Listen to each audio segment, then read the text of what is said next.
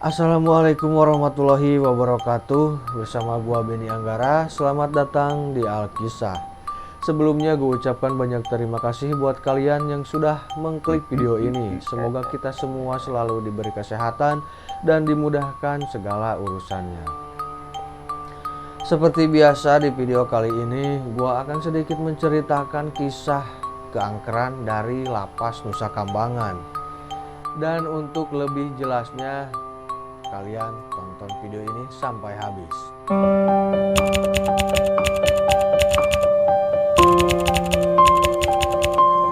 Nusa Kambangan bukanlah pulau biasa. Sejak era kolonial awal abad 20, pulau ini resmi dijadikan penjara dengan pengamanan ketat.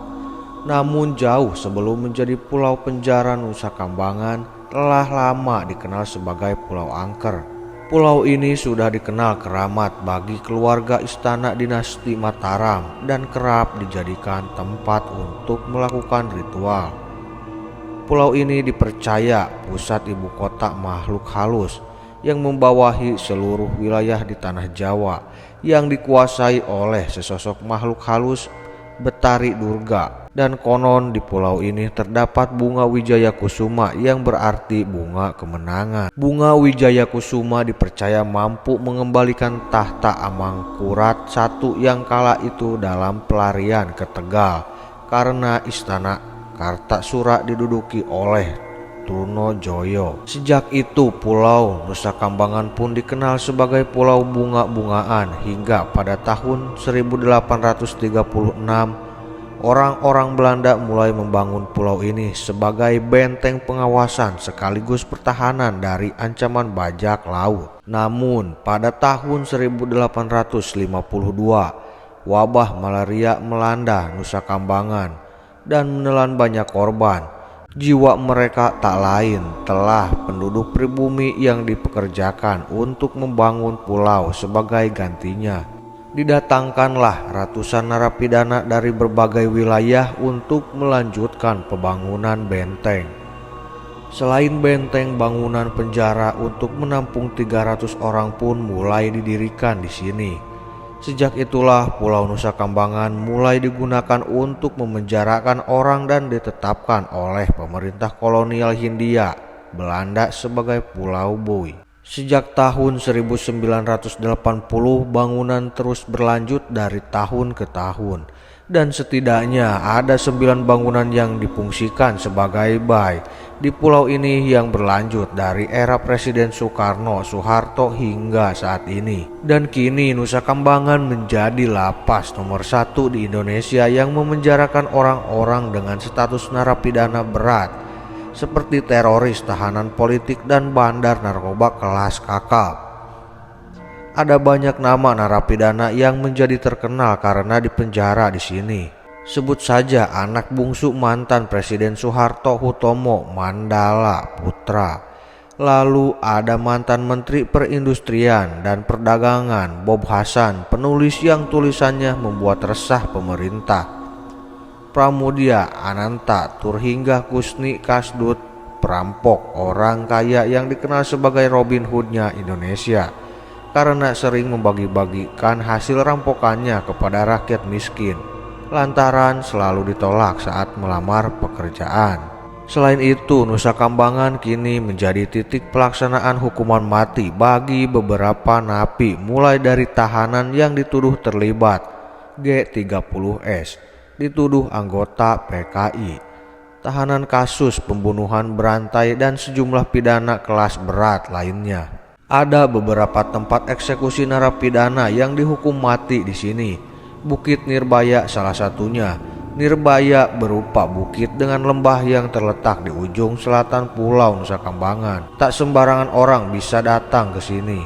Beberapa nama tahanan seperti pelaku kasus bom Bali Amroji, Imam Samudra, dan Ali Gupron, serta terpidana kasus narkotika di jaringan Bali 9 semuanya meregang nyawa di lokasi ini. Menurut kesaksian para warga, mereka seringkali mendengar suara misterius yang dipercaya berasal dari arwah mereka yang tidak tenang. Selain itu, beberapa tahanan yang tidak dijemput atau tidak diakui keluarganya juga dimakamkan di Bukit Nirbaya ini. Tak ada penghuni di bukit yang ditutupi oleh berbagai flora ini selain fauna liar yang memang menambah kesan angker dan gelap, membuat siapa saja mampu merasakan aura negatif di sini. Apalagi di malam hari, tempat eksekusi narapidana selanjutnya ada sebuah jalan yang berkelok tajam dan minim penerangan dan dikenal dengan nama Jalan Tunggal Panaluan. Ada banyak kecelakaan yang terjadi di jalan ini dan menelan korban yang tak sedikit pula. Warga percaya selain karena jalan yang berkelok, kecelakaan ini juga dipicu oleh adanya gangguan arwah yang gentayangan, sebab lokasi kelokan ini tak jauh dari lapangan tembak yang merupakan bekas penjara Limus Buntu. Disinilah tempat eksekusi pengedar narkoba Freddy Budiman serta Enren Rujan dan Nuron Sukumaran dilakukan. Tak kalah angkernya, ada pohon Kamboja. Pertigaan pohon besar ini masih kokoh berdiri meski selama bertahun-tahun tak lagi punya daun. Warga setempat meyakini bahwa pohon ini menjadi gundul karena terlalu banyak dihuni oleh makhluk halus sehingga membuatnya menjadi gersang. Beberapa saksi mata mengaku pernah melihat hantu perempuan berbaju putih. Bahkan mantan seorang sipir yang pernah bertugas di sini pernah melihat penampakan hantu berbaju putih itu berada di bawah pohon Kamboja sambil histeris meminta bola matanya dikembalikan. Dan hingga saat ini tak diketahui siapa sebenarnya sosok hantu gentayangan itu. Sebagai pulau angker, tentu Nusa Kambangan juga dihuni oleh makhluk halus yang cukup dikenal. Adalah sosok hantu tanpa kepala, disebut hantu Mbah Syukur, yang seringkali menampakkan dirinya pada malam hari di Pulau Nusa Kambangan ini dengan berjalan tak tentu arah mengitari penjara Nusa Kambangan. Sosoknya dipercaya sebagai pimpinan dari semua arwah gentayangan yang menghuni Nusa Kambangan. Ia merupakan seorang tahanan yang dieksekusi dengan cara ditembak dan dipenggal kepalanya. Ia pun sering muncul di tanggal eksekusinya untuk memperingati hari kematiannya.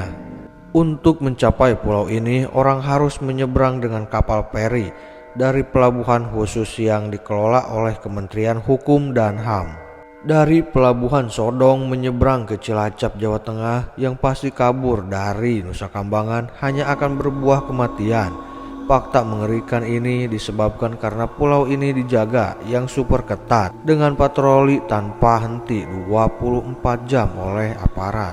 Selain itu, hutan-hutan di Nusa Kambangan juga dihuni oleh hewan-hewan buas seperti macan hitam sampai ular-ular berbisa. Pulau ini juga langsung berbatasan dengan Samudra Hindia sehingga hampir mustahil untuk lari. Namun meskipun Nusa Kambangan ini adalah penjara paling ekstrim di Indonesia, bukan berarti para napinya tidak pernah sekalipun mencoba kabur. Sepanjang sejarah ada beberapa napi fenomenal yang pernah berhasil kabur dari penjara Nusa Kambangan ini. Johnny Indo, pemimpin kelompok mafia Pachinko alias pasukan Cina, kota yang berulang kali sukses merampok toko emas di tahun 1970-an dengan kedok foto model dan bintang iklan. Ia dijatuhi hukuman 14 tahun penjara setelah ditangkap di tahun 1979.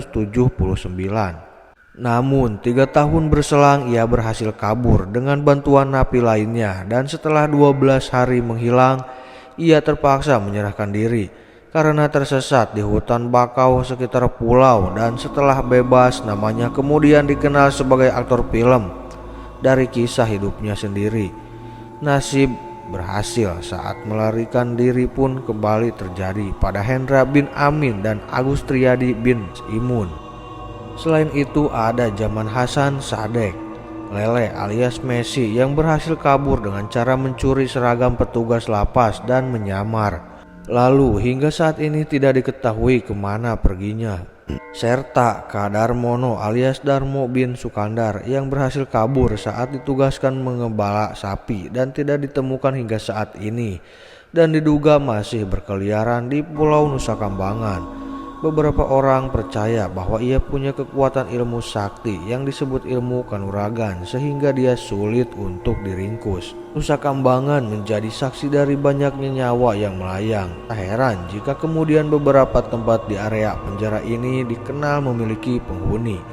Apakah kamu termasuk orang yang percaya dengan kisah mistis di sini?